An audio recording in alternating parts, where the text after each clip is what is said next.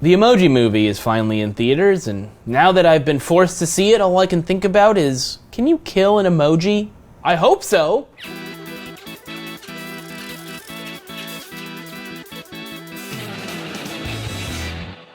Sony Pictures' The Emoji Movie stars James Corden, Anna Faris, Maya Rudolph, Stephen Wright, Jennifer Coolidge, Jake T. Austin, Christina Aguilera, Sofia Vergara, Patrick Stewart, Rob Riggle, Sean Hayes, and media darling TJ Miller. Miller plays Gene, a meh emoji. I gotta be totally over it all the time, you know, like, meh, who cares? Which is not as easy as it sounds. Gene and the other emojis live in a bleak dystopia called Textopolis, where you are hardwired to experience one and only one emotion for your entire existence. Just like my ex-girlfriend Sandra, who could only experience scorn. While every emoji in Textopolis is technologically and socially mandated to feel only one emotion, Gene can experience a variety of emotions, which makes him special, but also uniquely horrible at his one job, being meh, when his teenage owner summons him for the purposes of communication. When Gene fails miserably on his first day at work, he's marked for deletion by the authoritarian Politburo that controls the lives of every emoji inside your phone. Presumably, nightmare worlds like this exist in everyone's phone. You're gonna love it. Gene escapes into the nether regions of the cell phone, befriends a talking hand played by James Corden, and attempts to reprogram himself with the help of a hacker emoji with the voice of Anna Faris. On the journey, Gene and his friends have to avoid deletion and race to prevent the oblivious, stupid teenager from wiping his dumb phone and destroying their entire inane civilization. How much porn has Alex watched on this phone? And is that why it has so many viruses? The central conflict of the film is simple. Gene wants to be a good citizen of Textopolis, but because of his gift, he can't be. You're just not ready, son. Come on, working in the cube is an emoji's whole purpose in life. Everybody my age is working on the phone except for me. That's all great, but what I'm way more interested in is the second act twist where Alex, the little kid who owns the cell phone where all the movie takes place, decides that because his phone is malfunctioning, when all the emojis start acting up, he has to completely wipe the phone and start from scratch. Spoiler alert, Alex goes through with the phone wipe. With about 10 minutes left in the movie, all the characters have been murdered or deleted depending on your perspective on what makes a sentient life form.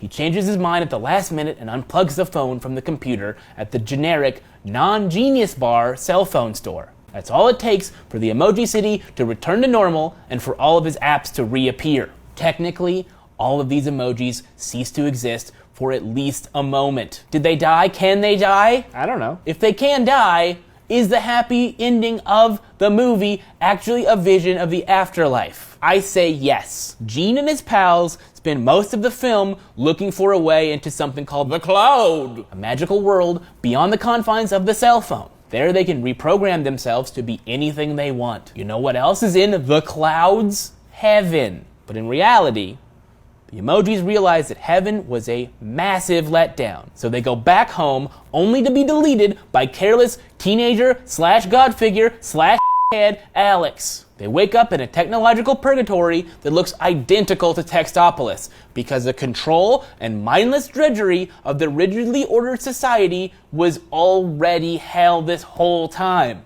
It was like the last episode of Lost, but you know, with emojis. Yes. Emojis can die, but unlike dogs, all emojis go to hell. Today's film industry word of the day is technically 2 words: embedded marketing. The Emoji Movie quickly reveals itself to be nothing more than a shameless advertisement for smartphone apps. Where am I? Candy Crush. Divine. Sweet. Tasty. Delicious. You see, each app on your phone in this movie is a world unto itself, which makes for ideal product placement. It's hard to get invested in the characters or the story when the entire plot comes to a halt so we can sit through an explanation of what Dropbox is. Imagine, in a James Bond movie, if he has to stop while he's shooting a bunch of Russian guys and say, "Excuse me, I need to update my Sony Vaio laptop because Windows XP just crashed." There's also a sequence where characters have to play a game of Just Dance. Here's another spoiler for those of you who haven't seen this movie yet and are not dissuaded by the fact that I just said it's a corporate abomination. In the third act, the protagonists are saved from some drones by the Twitter mascot flying in and escorting them out of danger. Yes, the Twitter bird mascot. After the Twitter bird showed up, I was half expecting Mark Zuckerberg to pop into the movie to explain the new privacy policy on Facebook and tell me how he's not running for president. This is without question a terrible film. It's derivative of more animated movies than I can count on one talking hand. The trope of a character finding out he or she possesses a special talent that makes him both valuable and a social outcast is present in The Lego Movie, Happy Feet, Ratatouille, The Croods, Happy Feet 2, Kung Fu Panda, and did I mention The Lego Movie? Because this is a version of The Lego Movie. These movies, for all their faults, encourage kids to imagine and to dream. The Emoji Movie, on the other hand, asks kids to burrow further into the black abyss that is their obsession with technology. The Emoji Movie teaches young children how smartphones work and how glorious they are. So who is this movie for? Dashel.